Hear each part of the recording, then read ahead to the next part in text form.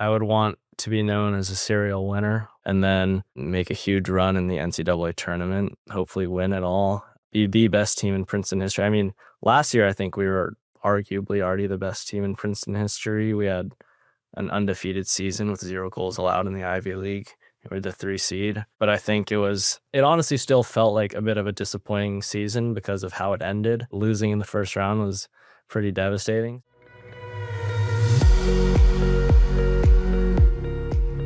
Thanks for coming on the show today. I'm excited to dive in with you here.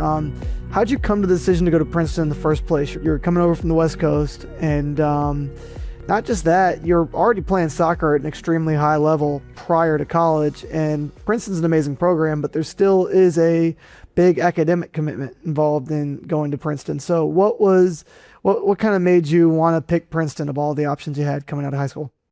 I mean, honestly, the biggest thing for me was really challenging myself. I think while going to another school that maybe had a bigger reputation for soccer would have been something that was kind of tempting for me. It was tempting. I was talking to Duke. I was talking to a lot of the UCs and a lot of schools in the Bay Area near me, which would have been obviously really nice to stay close to home.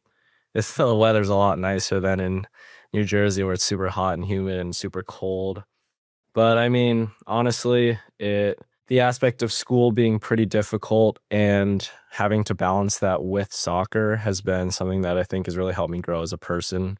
I think it has really pushed me to work with time management a lot. It's a lot harder. The school takes a long time, really pushes you. And I honestly don't think there's a huge drop off, maybe as much as people think, from the top schools. I honestly think we can compete with any school in the nation in soccer.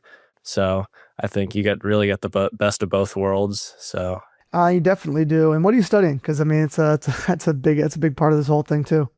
I'm studying economics. So yeah, it's pretty tough.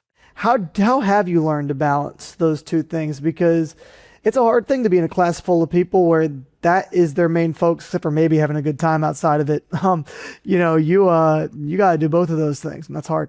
It's hard. There are some late nights, early mornings where it makes it really difficult, but like having a schedule that's so dense and so much stuff going on, like you wake up, you're going to class, you have to eat, go to practice, eat again, and then do your homework. You kind of have so little time to actually do your homework outside of class and practice and lifting and eating that honestly, you only have like a certain block of time every day where you can actually get work done. So it kind of forces you to do it during certain times. So when I'm in season, it's actually almost easier for me to be able to stay on top of my work because you're forced to do it during the time you have. And when did you start playing soccer? And were you playing other sports? Because you're growing up in the U.S., a lot of places globally, soccer really is the only option and people kind of land there. But in the United States, it's one of many sports. So how did you land playing soccer? Or was it the only thing you were playing through high school? And you're playing at a pretty high level. I mean, I've played a bunch of sports my whole life. Let's see, I started soccer was my first sport. My dad was my coach when I was probably 4 years old playing AYSO. And then throughout elementary school, middle school, I was doing soccer with basketball, flag football. I played a tiny bit of baseball. I did track and field. So a lot of sports. I honestly think it was pretty helpful. I think I was actually working with I was doing some private coaching earlier, and I was working with a younger kid, and I emphasized to him, I actually think it's pretty important to play multiple sports when you're growing up. I think it just helps you become a better athlete in general, and it helps with coordination, and which eventually translates back to the sport you're playing. So was it all the accolades that kind of started to help you get to focus on soccer? I mean, 'cause you have your list of accomplishments is pretty amazing. You're the MVP of MLS Next 2022. I mean, you're a pretty highly touted guy. Do you even think you were going to go to college at times? Because I have to imagine there were at least moments where you might have thought to yourself during some of those high school years that, hey, maybe I'll just go straight to the MLS and play in the pros or somewhere overseas. Obviously, pro's always been on the back of my mind because it's what I want to do. Like, I want to go pro after college. With my family, I would say we were always pretty focused on going to college, actually. where college is interesting because a lot of colleges you're able to go to them and then maybe you play a year. One of my friends who was at Stanford did that. You can play a year and then just sign a professional contract, and then you're able to go back to the school whenever you want, depending on the school. So my parents thought that's the best opportunity. It gives you the backup in case professionally obviously it doesn't work. Did it surprise you how, 'cause I think it is surprising to a lot of people how high level college soccer was because, you're playing all these future pros kind of coming through high school. Did you kind of think it was going to be a little bit easier than it actually is? Because Division I college soccer is played at an extraordinarily high level and there's not a lot of teams. So that creates a lot of, there's less spots for the people that do want to do it. And I think that creates a higher level of competition for all the schools that are participating. The level wasn't anything that surprised me, I would say. It was I would think I was able to manage pretty early on.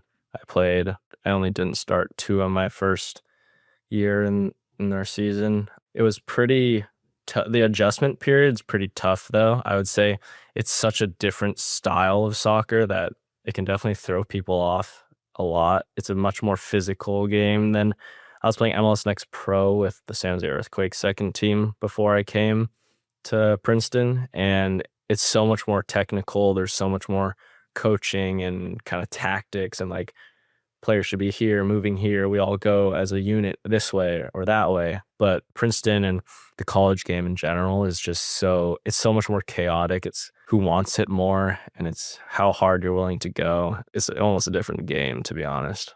But one of the best aspects of the sport is that who wants it more can be a big factor no matter how great the talent is on either side. If you get in, you got a chance to win the whole thing. And there's not a lot of sports that's the case. It's pretty awesome how pretty much any team can compete with any team in college soccer on any day.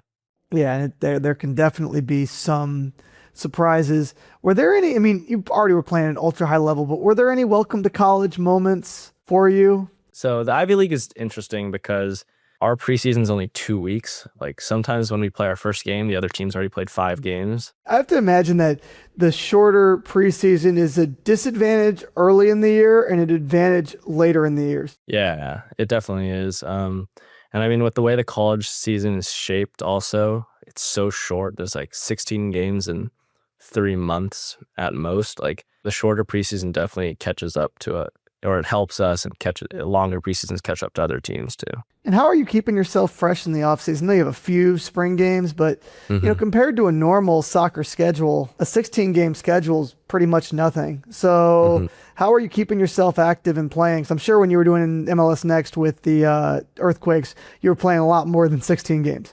Yeah. During the spring, we would have 3 games, so that was barely anything, to be honest. And then I would probably go out and train by myself also 3 or 4 extra times per week, and then probably lift 1 or 2 extra times per week too.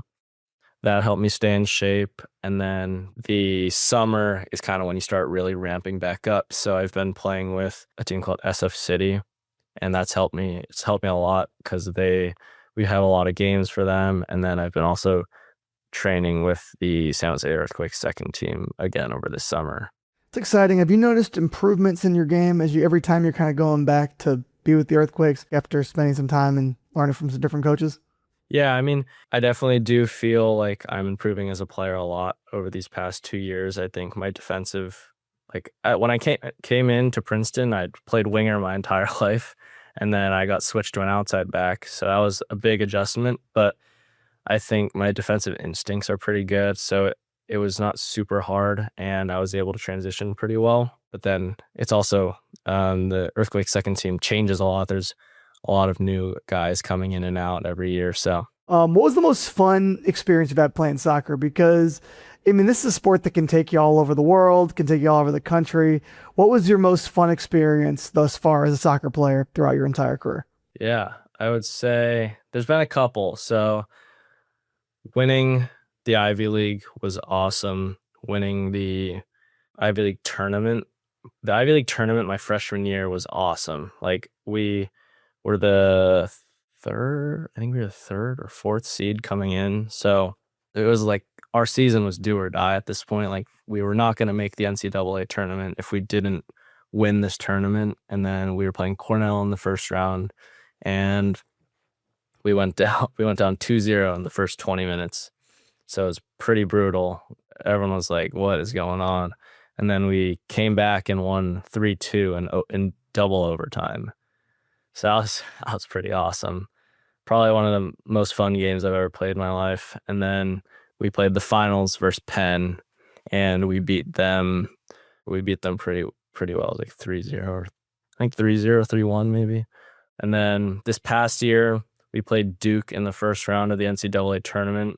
We didn't win, but I mean, it's the most fans I've ever seen in our stadium in my whole life. I mean, I was only been there 2 You years. were three. You were a 3 overall seed Yeah, in the I country. know. So you guys were there was some high expectations coming in. It was a brutal very different. loss, but the atmosphere and the support from our fans was unbelievable, to be honest. It was so many fans, seeing so many students, and like all our like so many friends at the game. My family was at the game. It was super awesome.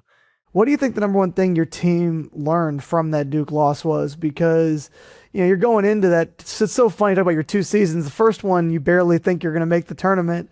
Second one, you're one of the favorites to win the whole thing. And pretty much a lot of the top teams were knocked out of this tournament early. It was a wild first round. But what is it you think you learned from that game against Duke that you'll be able to take into this year? Obviously, you can't be complacent with where you are. I don't honestly think our team was complacent. I think it was kind of an unfortunate series of events. We had our center back slipped and they scored, and then our striker got a red card, which obviously makes the game super tough.